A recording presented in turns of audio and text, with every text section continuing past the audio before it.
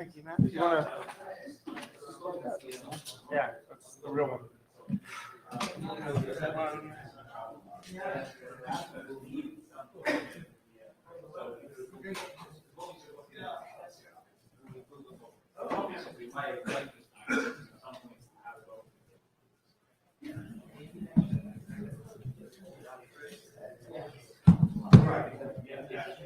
I don't know. Oh, that's the new gecko. Okay. All right. Can we, Andre.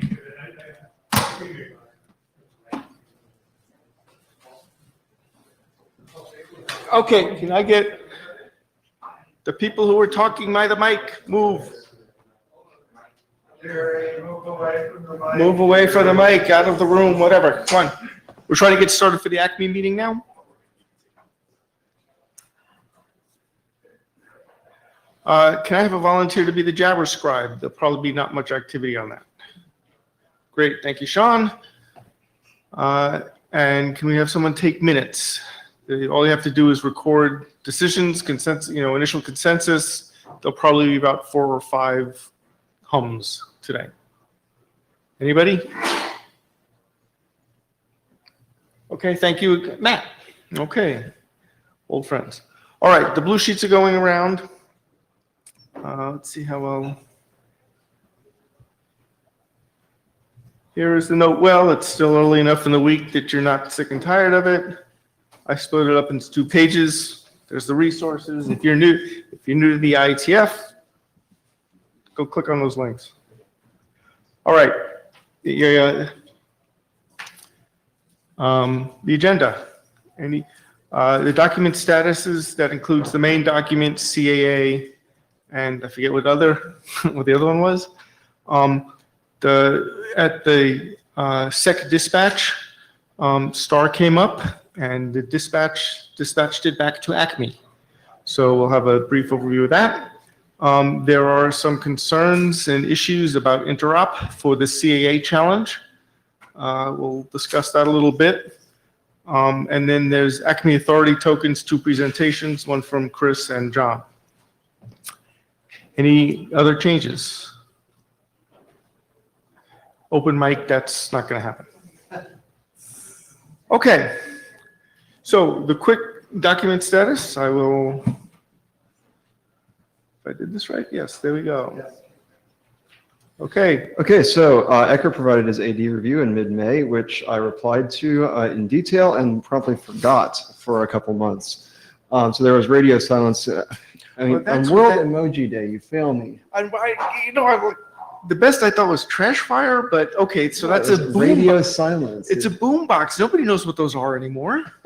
You're old. All right, I'll post the Google Slides link to the chat room later, so you can see the real full color version there. Okay. But today, CPU and I got together. We worked through the minor disagreements we had and got it merged. The one thing that had any significance there is I'll say the one breaking change there was a typo where the key rollover object had new key as the inner thing. So you had the old key signing over the new key in the account URL, and the new key signing over the new key in the account URL. So you didn't have the symmetry that you want in a rollover handover. So we had to fix that and change it back to the old key in the inner thing. You can see that in the diff and the PR. It should be an easy thing. It is breaking on any existing implementations, but it's an easy thing to fix. The question that didn't get resolved in this thread that we had back then was whether we should have mandatory to implement algorithms. And in particular, we're talking about the algorithms that get used for signing Acme request bodies by clients and verifying them by servers, and correspondingly what algorithms you can have account keys for. Ecker proposed on the list that we should have ECDSA with SHA-256, P256 as a must, as a required, that has to be in your software. And ED25519 is a should. Note that this doesn't mean as a server that you have to accept these algorithms. It just means that if you're a developer developing the software to do Acme for a server, you have to implement those so that if someone wants to use those algorithms, they're there in the code. So now just to clarify, this is for signing the Acme messages, not the actual certificates. That's correct. That's the, yes. So this is focused on Acme, not on the PKI that is being managed by Acme. Right. So if you go to the next slide, I've got some proposed text. There's also a PR on the GitHub. I don't have the next slide. You need to update. So if you go to the repo, there's a PR. Yeah, don't bother with it right now. Those of you playing along at home, there's a PR, which I also sent a link to the list, to the PR there, that says basically this, that an Acme server implementation must implement ES256 and should implement EDDSA with ED25519. It's one sentence. It goes in the paragraph where we put constraints on JWS that we use in here. So it's a very simple change, but it doesn't entail a concrete requirement on server implementers. So I think I'm okay with this. CPU is nodding. So I think the author team is okay with this, but wanted to put this out here for anyone in the room to object. Anyone really hate those NIST algorithms, think we shouldn't be requiring them everywhere.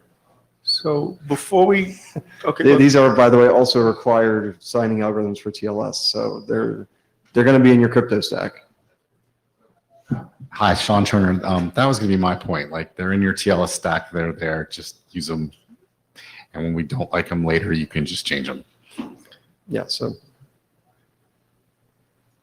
Tim, any thoughts? Other CAs in the room? Thumbs up from Tim. Tobias TU Delft. So what I'm always concerned with, if you put in algorithms by name, is that they age. And I mean, we have SHA-1 and DNSSEC, and every DNSSEC implementation has to have SHA-1. Question is if we would be going the same route then. Yeah, that's always the risk with these. The trade-off is getting interoperability, ensuring there's common algorithms between implementations versus the risk that you've got to go fix it later. And I think the assumption is that these algorithms are long enough lived. We expect them to last for a while longer. And so when things fail, we'll come back and revise and change out the recommended algorithms. Hi, Sean Turner again. Obviously, this is the kind of health warning you should give to all implementers. Don't hard code this shit. Obviously, you want to have updatable code, right? That's going to allow you to put new things in later, because we're going to need it, because these algorithms will go to hell in a handbasket at some point. So, okay. I think first we should decide, we've gone from the beginning with not having any MTI signature stuff. So I first want to know what the working group feeling is about that. So have a hum. Are you in favor of MTI? Are you not, are you opposed to having MTI signing? Or do you not have enough information to decide? So all those in favor of specifying an MTI signing algorithm? Okay. All those opposed? All those who aren't sure? All right, so that was pretty clear consensus. We'll confirm it on the list. Does anyone want to say anything particularly new or novel about which algorithms we pick? Let's take that as a... In favor of MTI? In favor, okay. So we'll confirm that on the list, and we'll just confirm, we'll ask similar consensus for the signing algorithms, and then you can just make the pull request. Since that was the only open issue in the last call, in the AD review, is that correct? Yeah, that was the only remaining open issue. Yeah. And there was just a hum in favor. Yeah, it's all set. Okay. So I mean, I've got the pull request queued up. I mean, I would be tempted to say, let's just go ahead and merge the pull request, given the strong agreement in the room, and we can back it out if there's a dissent on the list, just in the interest of kind of keeping up the tempo that we've got, given the radio silence over the past few months. I think that's an excellent idea. Yeah, git revert. I know it works. And so we'll confirm on the list and call for, objections by the end of next week so that it doesn't drag on. Okay, thank you. I was going to ask, do you wish me to start scheduling the IETF last call? Yes. Yeah. Okay. They don't do it till after the meeting, but if you send me a new draft, I'll make sure we didn't miss anything. I mean, so if he's going to do a 1 week, I'm going to do a 1 week confirmation. Do you think we can be shorter than that? It was basically unanimous here to do the MTI like you suggested. But I hate to be since it was my suggestion, I feel a little awkward about that. But I think I think people can certainly complain on the IETF list if they don't like it. So Yeah. I mean, it's going to be like, and it's going to be like Monday anyway. So Yeah. I think you should run them concurrently. Fine. Okay, we shall do that. Thank you. So Echo, did you mean like we hummed it in the room, we'll go ahead and land it based on that and handle the consensus in the last call? That was my suggestion, but you're a former AD. What do you think of that? I mean, I'm game for that. Yeah, Sherry, you're the this conservative is addressing feedback from the AD. If people have concerns, they can bring it up at the IETF wide review. Okay. What I'll do is I'll reply to myself in the list thread and say, we're going ahead and merging this. Please, if you object, please speak up soon, and there'll be the last call shortly. You can send me and some new draft. I'll make sure we're good. I'll have it done in 5 minutes. Okay, thanks everyone. Thanks, Richard. Major milestone. We got the document done. I'm up. Yeah. Okay. Okay. Next item is the CAA challenge. If you've looked at the mailing list in the past couple of days, or yesterday and today, the issues are that the CA browser forum mandates RFC, whatever it is, 6884, that specifies how to put CA records in DNS. And one of the things you put in there is, which CAs are allowed to sign for your items. The examples and the document text don't match. There's a BIS document going on that also doesn't match. Is there parameters? Are there zero space parameters, space versus tab? I don't know of any good solution here. We could try to file an errata against 6884, but there's already a BIS document under works. Sean, you look like you're going to say something. So Tim Hollowbeek, the purpose of the errata is because the BIS is probably going to take a while to come out. An errata would be basically for the purpose of having something to point to that says NIST, IETF has acknowledged this is an issue. This is their preferred solution. This is what we're going to do in the short term. This is a good time to figure out what we want to do here because parameters essentially are unused in the wild at the moment. So there's relative freedom to pick what we want now. If we wait, Acme wants to use this now. If we wait, we're going to have problems with, people are already doing it this other way. So right. I don't have a strong preference for what the decision is, just that we make a decision and then I'm actually very active in the CA browser forum and I can point to it and say. Right. What was your affiliation again there? DigiShirt. Yes, thank you. Anyone else have an offering? Hi, Sean Turner again. So we just kind of have this process where we point to a document, it's got an errata, and when it gets updated, the old one goes away and the new one just kind of gets specified. Like we kind of have this. So I think you guys have the ability to point to the errata if that's the way you want to go. What it sounds like you don't want to do is like be pinned waiting for this other document to get to the process. So if that's the concern, put big warnings around it and you can point to the thing and put the errata in there and so is there anyone actually, we had a errata in preparation and then it got evolved into a BIS effort. Want to write an errata, Tim? Or should we ask? Just to be clear, like we have errata that basically like replaces entire sections of the documents. It's multi-pages, right? The encrypt and MAC thing was like probably the most recent one I think that we did. So there is history for this. So, and if you're going to mark it where it's either technical or hold for document update, like it's coming, so it's fairly well signaled. Yeah, Tim Hollowbeek. I happen to be the lab's co-chair at the moment, so that makes things very easy. Yeah, if people just tell me what they want the errata to say, I'm happy to sort of manage getting it, wandered through. So the question is, the biggest one is, it appears to me, I haven't gone back and looked at the history, but it appears to me what happened was that the ABNF and the examples, there was a change between a separator being spaces and I think something else. Right. And one of them got updated and the other one didn't, and the document went out the door. Right. It's the only real question is, what do you want the syntax, what does the, what's the consensus for what the syntax should be, the examples or the ABNF? Right. So I'll suggest that what the working group would prefer to see is what's in our CAA usage doc. So maybe we can work with Larry and get. Yeah, I think that's right. I think the Acme proposal may be the only live usage that I'm aware of at this point. Okay. So if we just change everything that says Acme is right, I'm fine with that. Okay. Anybody want to get their name and lights? Submit an errata? Okay, I will take the action to talk to Larry offline, and if he doesn't do it, I'll do it. Okay, so that means that then the CAA, which is already in last call, will move forward. ALPN and IP validation. I don't think, well, he's on the call? Yeah, it's in the. Too many screens. Did it work? No. Okay, I don't know how to, sorry. Oh, there we go.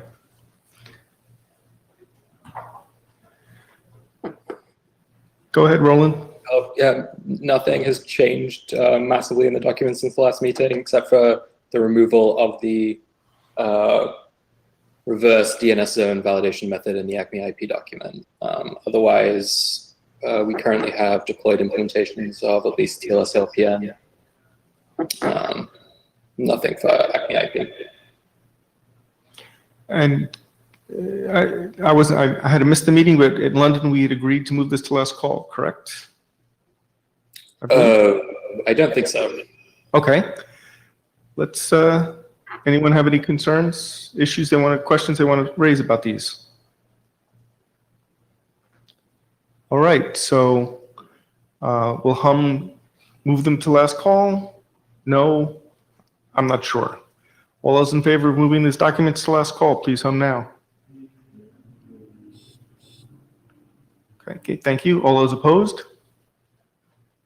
All those who need more information? Great, all right. Note that we'll move them, confirm on the list, and then we'll do a 2-week last call and then look for a document shepherd.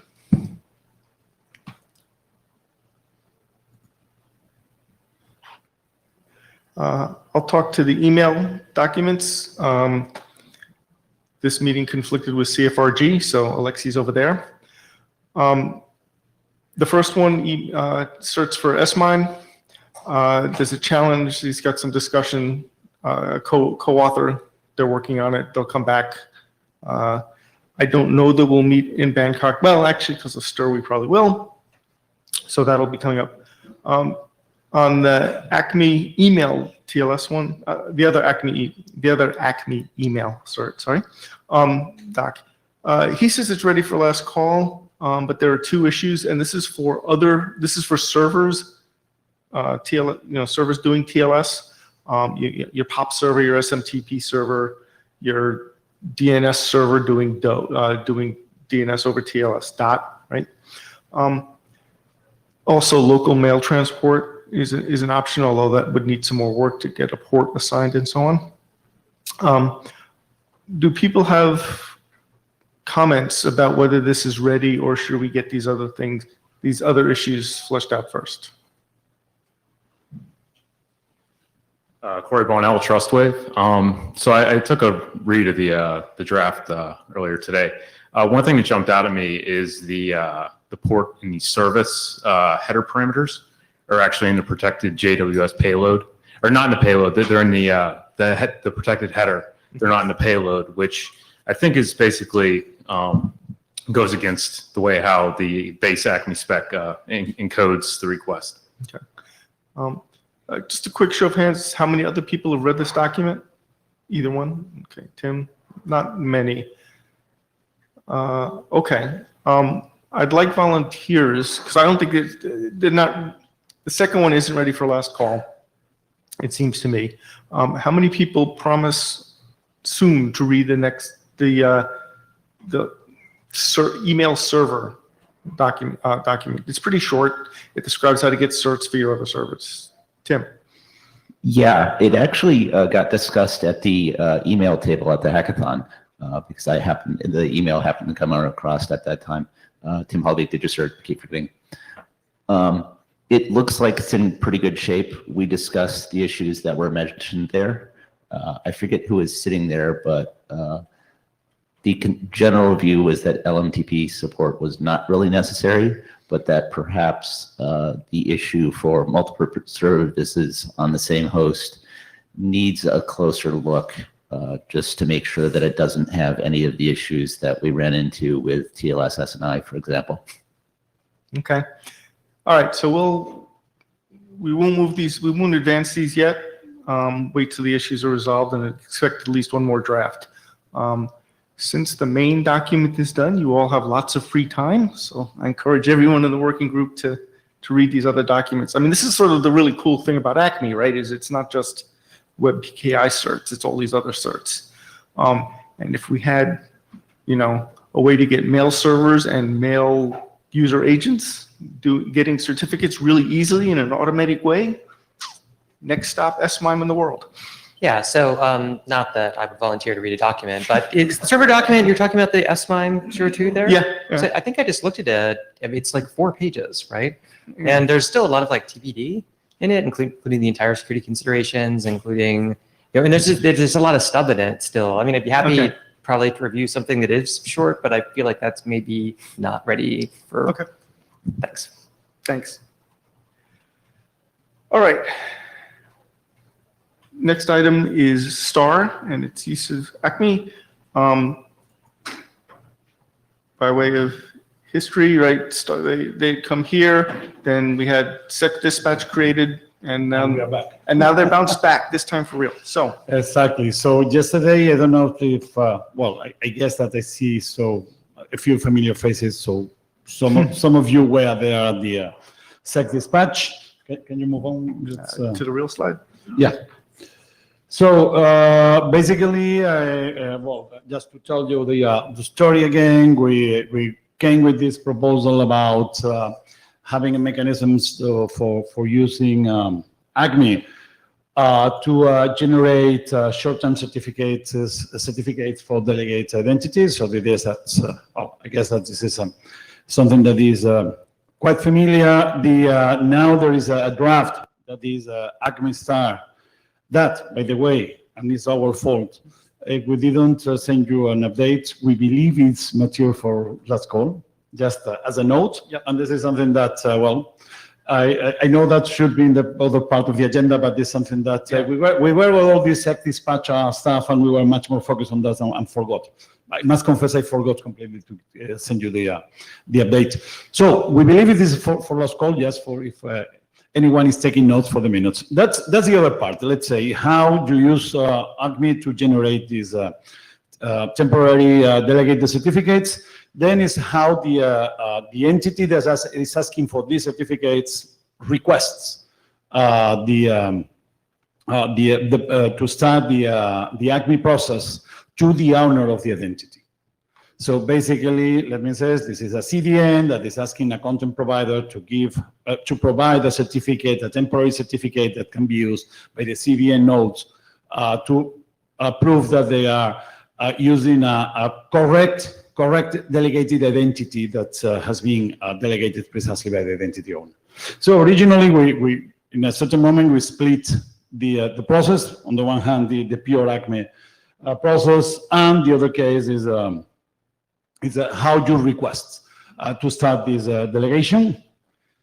We were told to go to sec dispatch. Yesterday we were presenting the idea there. Sec dispatch believes that this belongs here, and it was interesting that some suggestions were made there. We went with the draft that details basic REST set of REST interactions to send the request and receive back the URL with the certificate generated by Acme.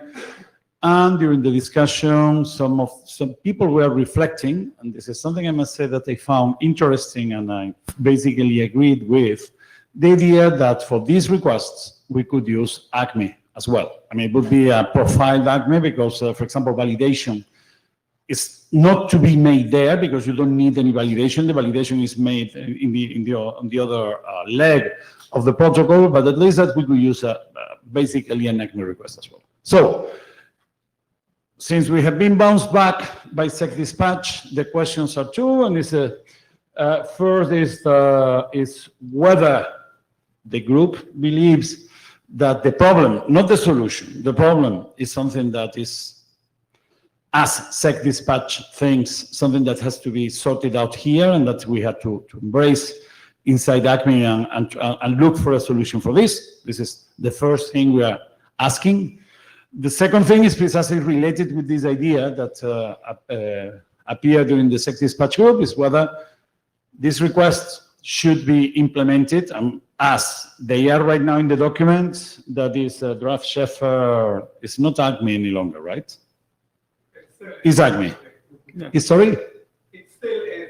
Okay, so it's the draft Sheffer Acme style request.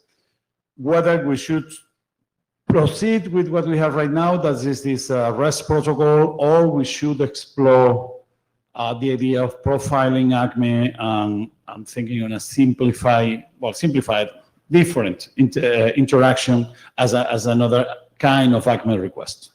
And that's it. Here is where we stand, right here, right now. So, Eric, I have a question. Are SEC dispatches binding? So we can hit it. You know, it's pretty no-ish, but. Yeah. Can we be? Yeah, I was gonna say, can we like throw it back over the wall? No, I don't, not that I want So, to. what I heard yesterday was, the following observation, which was that you could just make this an Acme B2B UA, in which case this would be something which we appropriate document here. If nobody here is interested in documenting it, then I think you kind of have like a no. Or you could ask for a BOF, but I don't think you're gonna get very far. So I think like they're binding in the sense that like you can't really come back to SEC dispatch again, but they're not binding in the sense that Acme has to take it. I mean, yeah. So I think there's a potentially interesting problem here, but it's a little bit hard to, there's a pretty significant refactoring we talked about at SEC dispatch. So I'd kind of like to see the thing in a new form before I make a go, no go decision here. In terms of what that problem is, I think you might benefit from conceptualizing it a little bit more broadly. Or thinking back to early in some of these Acme discussions, people were asking about kind of how would something like an RA, like I don't even remember what RA stands for. Registration Authority, thank you. Yeah, these things that we've had in traditional. Yeah, really. Right, people looking for something like how a kind of intermediate trusted entity like that could fit into an Acme situation, which if you look at the architecture, the domain owner is kind of acting in that way. So you might reach out to some folks that have kind of that use case and fold that in. And I think that would become a little bit more compelling than as opposed to just focusing this on the short-term auto-renewed case. Well, just as a note, it's similar, but it's much more restricted than the general array. Yes, it could be, but I think there's some overlap. Hi, Sean Turner. So this kind of reminds me of like one of the solutions for Lurk, right? So that's what it's kind of aimed at, essentially, isn't it? Oh, yeah. This comes with the idea that instead of hosting the private key somewhere or having something that's as an oracle, it's something that you can simply generate the certificates. Fair enough. Okay. I mean, I did like the stuff that we talked about earlier in the previous meeting. Of course, now I'm completely that's like dispatch where you do Acme on both sides, because if you're going to do it on one, you do it on the other. Code reuse, all good. Yay. So yes, it's connected, and in fact, one of the implementations, the implementation we have, is located in a repository that is called Lurk. Just. Hi, John Peterson. So looking at the slide, I was just thinking how similar it is to a slide that I'm going to have talking about authority tokens, which have a very similar problem in the sense of you need to kind of like go off to someone to make a request from an authority. And we were just actually talking about, we need to hack in some protocol that's going to explain what the request is that we're making of this authority that we're going to turn around and give to the Acme server afterwards. And it made me wonder if like this isn't maybe a coextensive problem even in terms of what exactly it is that we're trying to get from this. So, I mean, again, I'm going to present this in a minute, so we can talk about it there or then. But I will say that our philosophy of this, just in the informal discussions we've had, has been the guys in Addis have done some work on this, on just a RESTful interface for making this request. We were going to put that in and not say that it's like mandatory to use, but to say, here's a way to do it. And I don't know if you need something that's like mandatory to use for this, or if you think there could be different things for different lurkish use cases that I know you're concerned about. But No, but basically the concern is about someone that owns an identity and wants to bind it to a private key that they don't have. Yeah. In the moment, it's basically that, which is the archetypal use case is again, it's a CDN node that without, you don't want to deliver your private key, and then what you get is a temporary thing that can be, so I remember the that, delegate yes. is- It's basically that. Whether, I mean, maybe thinking what Richard was saying, that maybe that we're talking about something that is a much more general environment, we could think about making them converge. I don't know what, I would like my co-authors to say, have their say, because maybe I was saying, to me, it looks a way to explore. Oh, Yeah. and we're looking at it from 1,000 feet now, right? We Yeah. don't have to actually have a discussion about this and figure it out. I'm just saying Yeah. a lot of what we came to as we started poking around the stuff that we're doing with Stir is the need for this kind of more generic mechanism for it, right? And I could see there being a set of kind of adjacent tools to Acme that provide properties just like this that are probably as generic as what we're doing on the authority token. But please, other people weigh in on this. Yaron Schiffer, well, a co-author, obviously. I'm a little bit wary of the direction we're taking or seem to be taking here.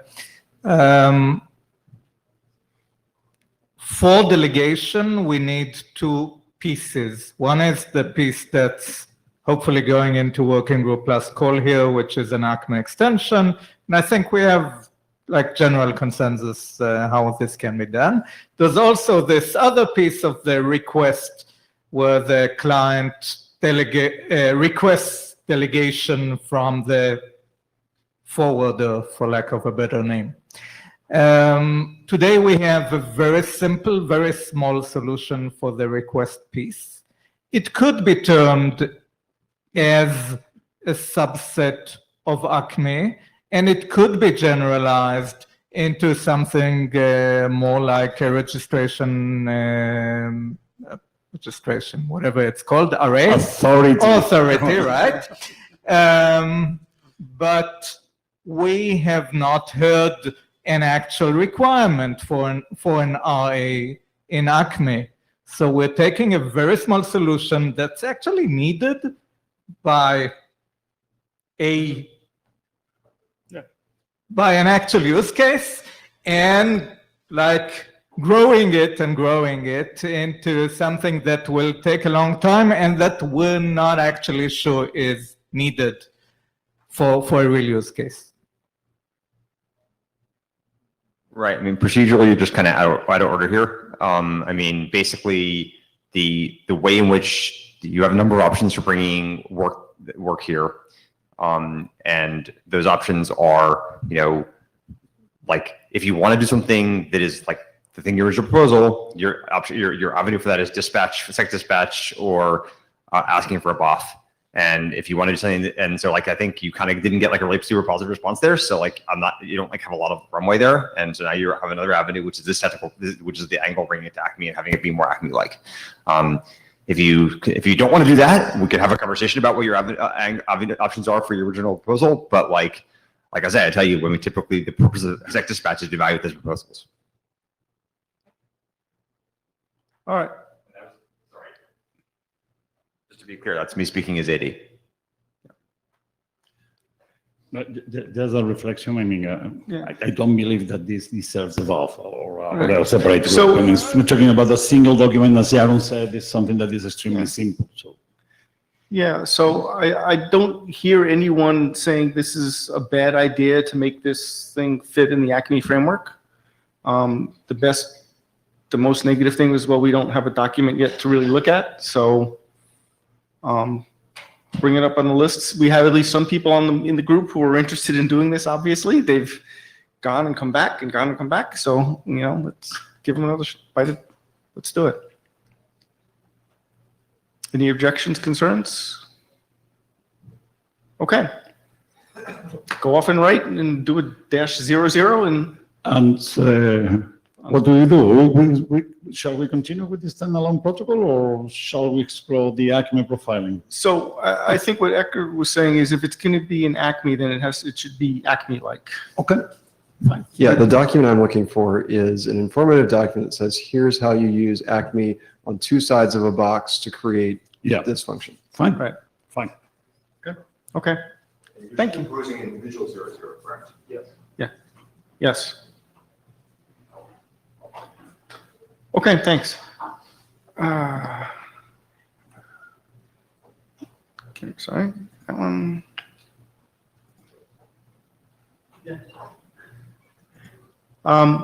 So one of the things,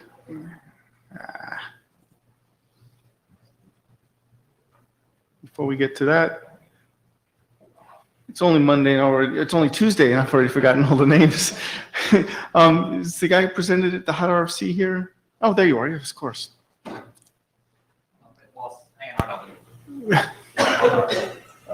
you have HTML? Do we have HTML? Yes, we do.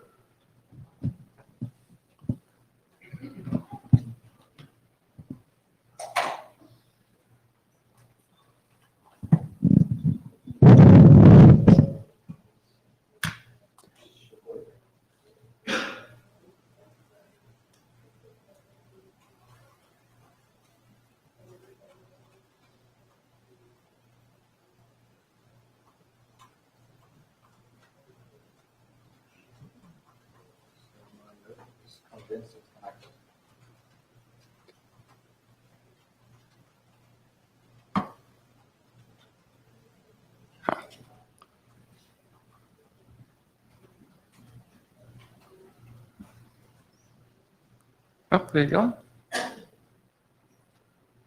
All right. Well,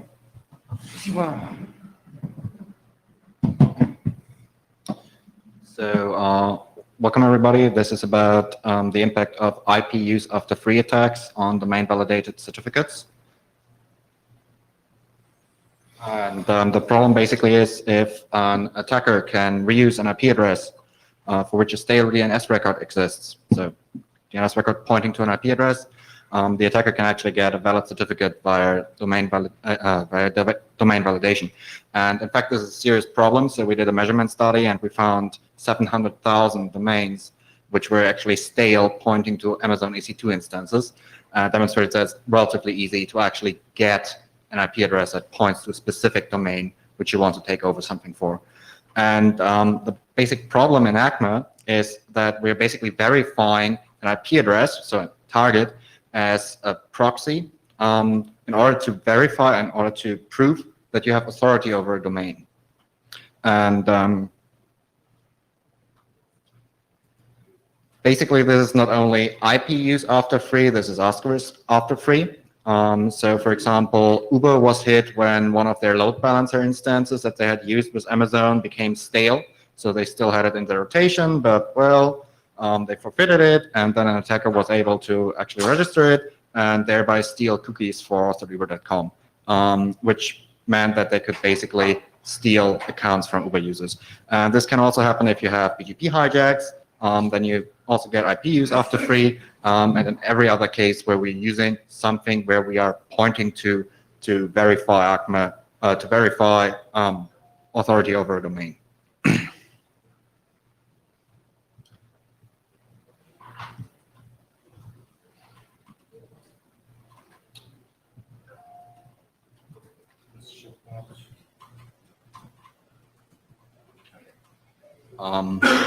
This should have only been one slide. So what are we doing about this? So we do have the standard process of requesting a certificate, getting back a challenge, and hosting the challenge over HTTP.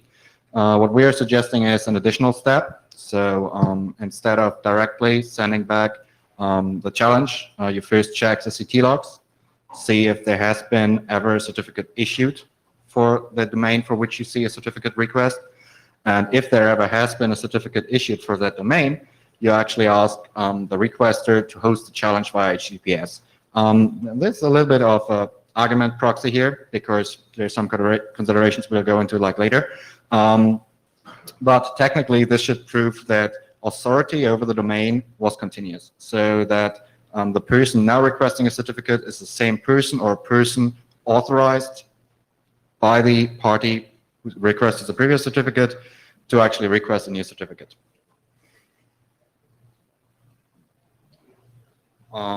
This, of course, comes with several CVETs. So, for example, what do we do if things fail? What do we do if the certificate has expired? There was some discussion about proving possession of original keys. That was in version 00 of the Acme draft in section 7.3. There's other questions, what we can do if things fail. So we could, for example, say, okay, let's gracefully do a DNS challenge, because then you cannot only take over a single IP address, you actually have to take over the whole domain. And if you're then further again, also requiring DNSSEC, you're also preventing, for example, BGP MITM attacks. There's a lot of corner cases we would have to investigate. So what happens if you lose a keys, if there's some disaster happening to your server, no backups, or if your deployment process is actually broken and you're just randomly losing keys, hoping to be able to reissue again and again and again. And there's also problems with using HTTPS. So HTTPS is explicitly not allowed in the Acme HTTP challenge. I think it was already mentioned earlier. This is because of the SNI problem, which means that you might be displaying a default vhost that then can be used to actually also impersonate the client, which is somewhat similar to the problem we're trying to address here. Technically, for the case we're dealing with, this is not a problem, because we're assuming that there already is a certificate. So in the default vhost case, certificate validation would not be successful because the common name does not match. Another option would be to actually building a dedicated challenge in which the previous SSL keys are used to sign a challenge. This also has some CVETs, and it's basically a trade-off between these two, which would have to be discussed, because the second one is also like doing your own things with crypto. Reusing HTTPS would mean that we would be reusing something which actually has been tested and proven by others. And if we would be using HTTPS keys to sign a challenge, we would be using keys for things they were not originally meant to be used for. So from our perspective, there are several next steps. So we should first figure out the different corner cases, and should figure out how many certificate issuances are actually affected by this. We plan to write a draft document for this in the next couple of weeks, which is hopefully available for discussion in Bangkok. And we want to write some PRs to the Acme client server implementations to actually enable this.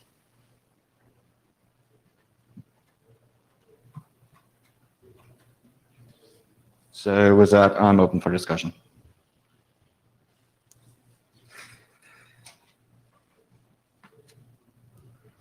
So Richard Burns. So first of all, thanks for this. I think this is really, it's interesting work that you've found that there is this issue, and I think this is a real risk to the PKI ecosystem that applies even more broadly than Acme. And it's great that you guys have looked into what the mitigations could be. That said, I think that this picture, while it sort of hangs together in principle, is going to be challenging to realize in terms of how you operationalize looking at CT logs in real time, and how often you do this. I think we considered this proof of possession of prior certificates, prior keys earlier in the process, and so it'll be. But I think you've identified in here some solutions to the problems we had then. For instance, using the DNS challenge to fall back when you can't, when you run into these brittleness problems where you've lost the prior keys. So I'm looking forward to a draft. I think this is something where there's probably some useful stuff to be done. I'd be interested to hear from some of the CAs in the room. I'm looking at like Tim and CPU. Like, is this something you guys find concerning, and where you might be interested in trying to do better? Sorry. Okay. Eric Pascola, I guess. Richard, I mean, the piece in that red box there, doesn't actually need to be like standardize at all, right? That basically, I mean, I think that this working group has to standardize, if anything, is this is how you establish that the prior available, the prior available certificate actually corresponds to the new request. And the other red box is just like, there's some oracle that tells you it's a pre-existing cert.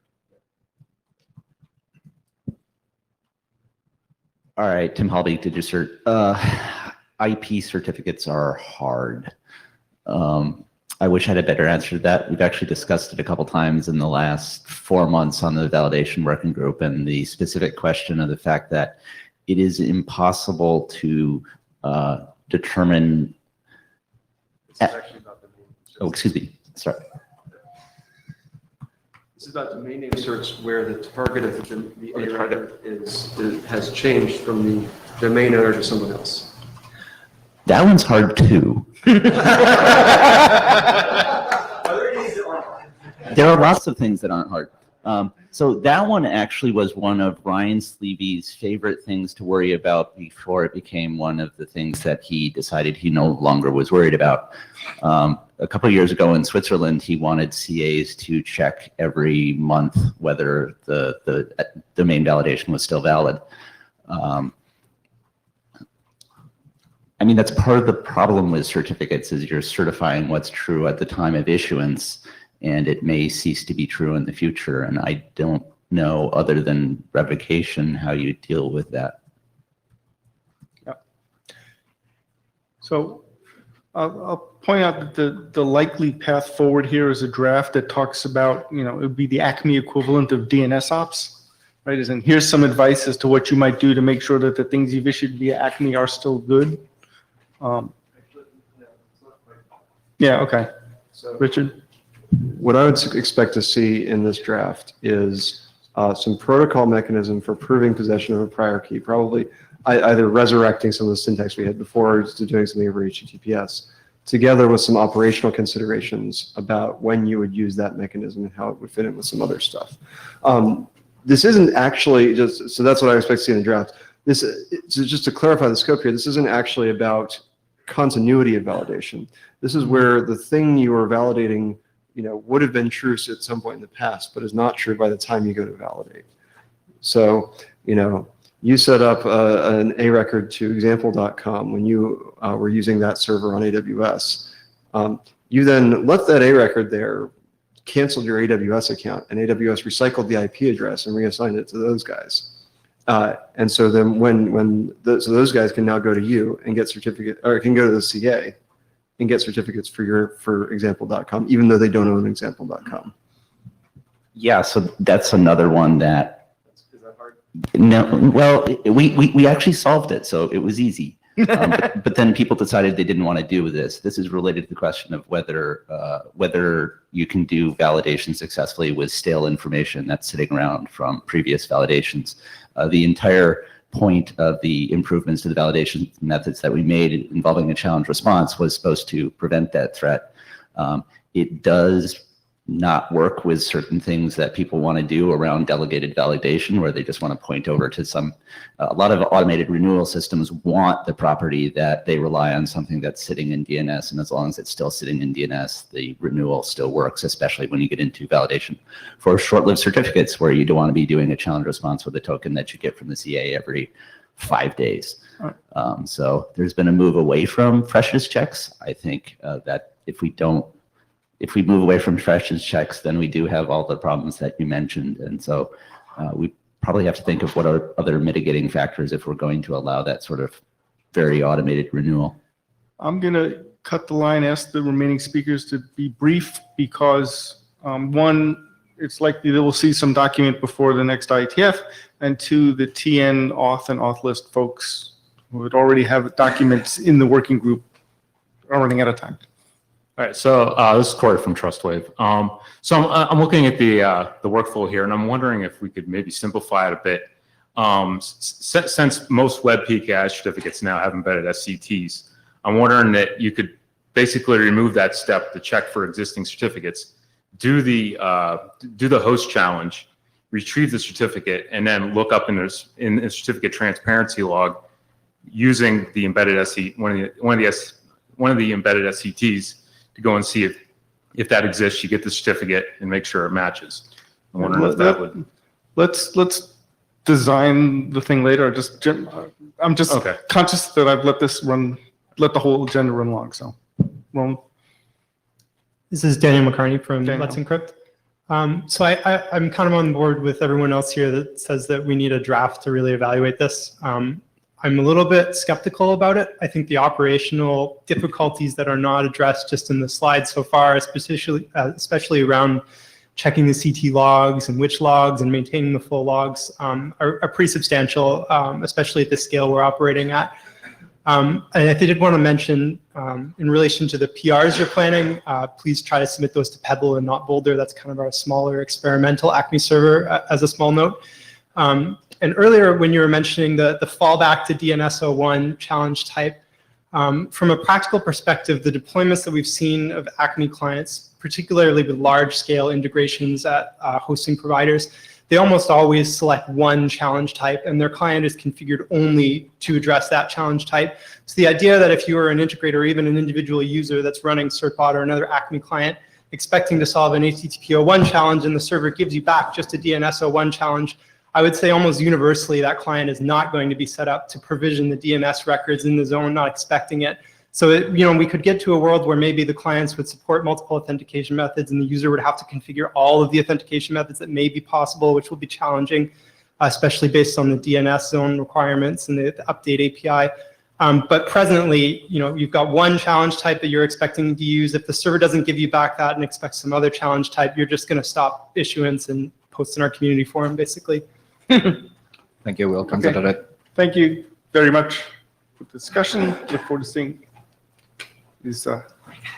You up or Chris? I We thought only Chris have was- like 6 minutes left in the working group. So we're gonna do this incredibly quickly. We're gonna do this like Ecker speed is what I'm Whoa. aiming for. Well, I'm doing this Ecker like circa 2005 speed is what we're aiming for. Next slide, please. So for those not versed in this work, this is our attempt to leverage Acme to provide certificates that will be helpful in defeating robocalling, that annoying crap that's been going around forever. But as we looked at this problem, what we quickly discovered was that we needed a more generic mechanism, really, to be able to go out and to ask an authority who knows things about telephone numbers and about similar resources that exist outside of the internet, basically, to give us some kind of token that a client could then present in response to a challenge to an Acme server in order to get a CA issued for the proper resource. And as we're kind of studying that and looking at the edges of it, we realized this was applicable actually to a whole lot of different things.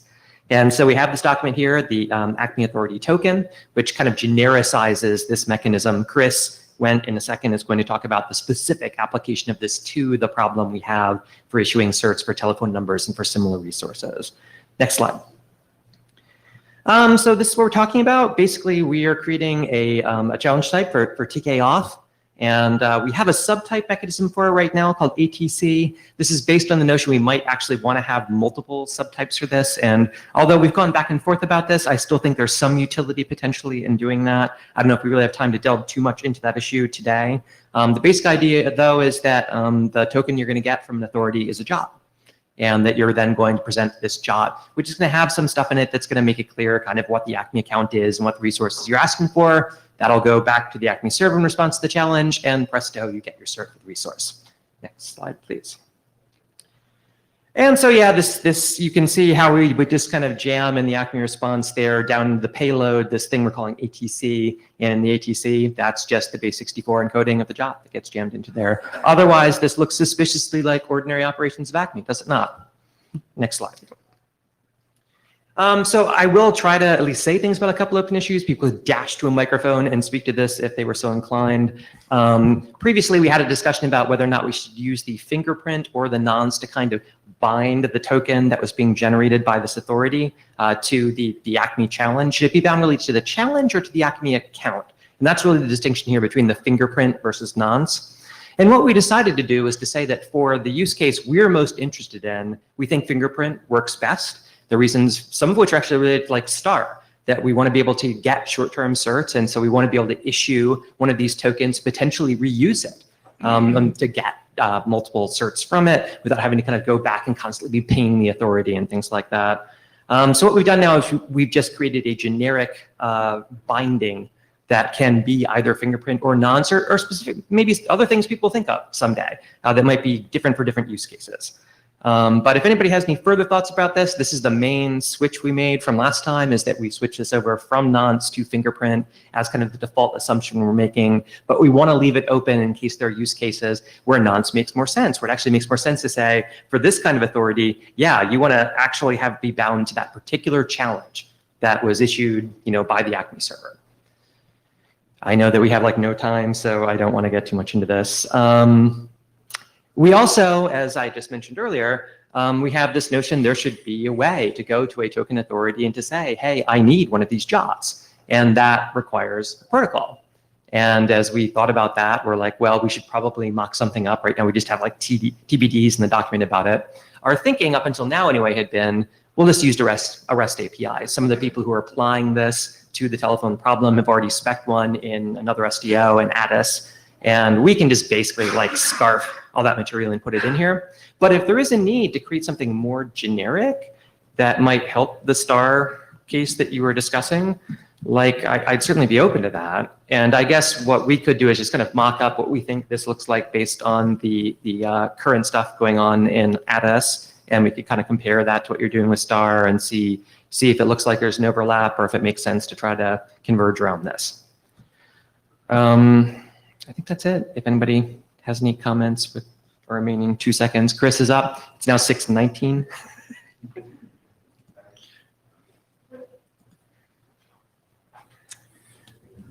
So yeah, I'll keep this short and sweet. You can go to the next slide. Basically, there's two main changes in here, and this was straight out of agreement out of the last meeting.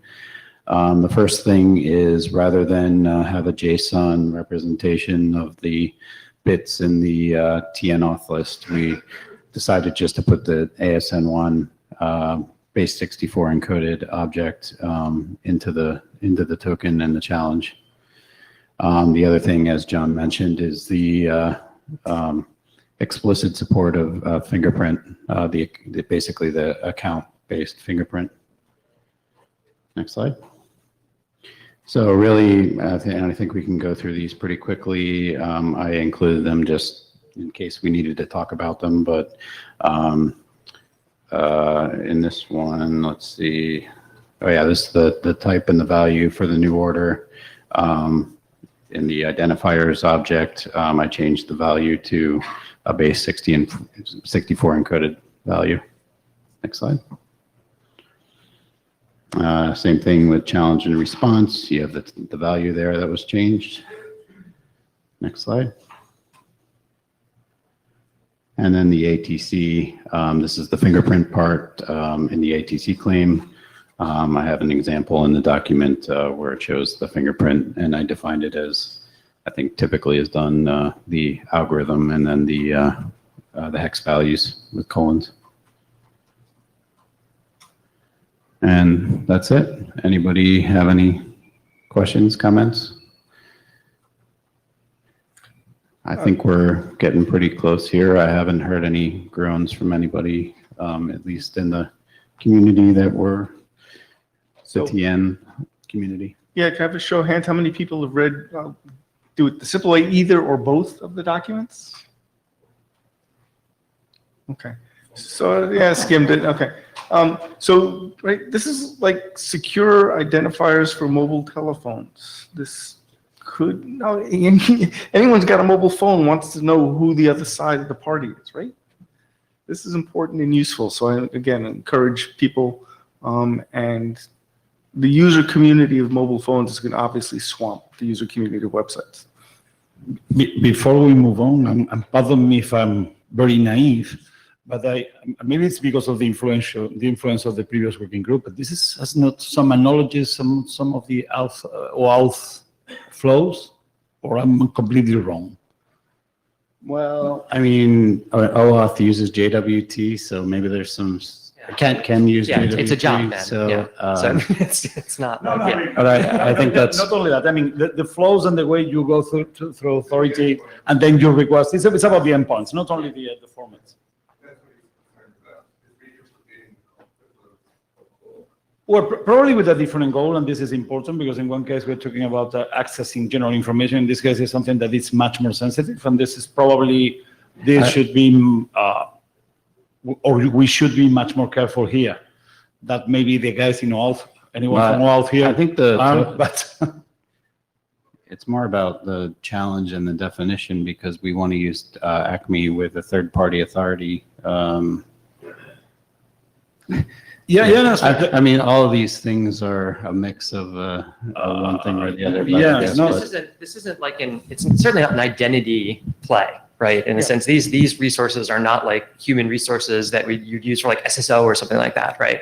These are like industrial things controlled by like government bodies that are issued for corporations for a purpose. It's very different from like I need to be able to log in or whatever to multiple places. So I mean, I don't think off the top of my head I see a great deal that's analogous, but maybe there's more to discuss about that. Well, Probably not here though, because we're already like 3 minutes over this. Well, and we also need to signal to the CA which type Right. of certificate to create and what OAuth to put in and all that other stuff according to 8226. Yeah, I mean, we looked at that actually originally. Could we make it OAuth? And it just didn't quite seem to fit right. It looks like it, but it's not, so. All right, so we are over time. I promise next time we'll ask for 90 minutes. Because, we got a lot of new and exciting stuff coming up. Thank you all. Make sure you've signed the blue sheets. If you haven't, then whoever's got them, bring them up front. Enjoy the social.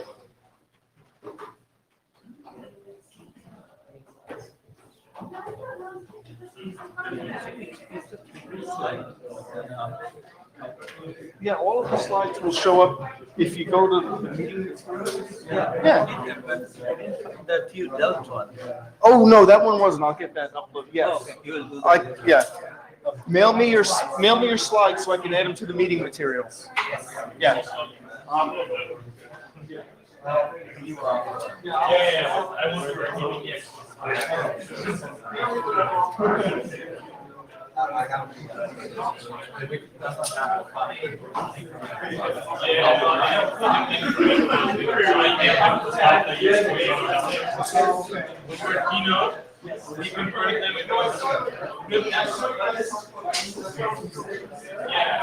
Yeah, no.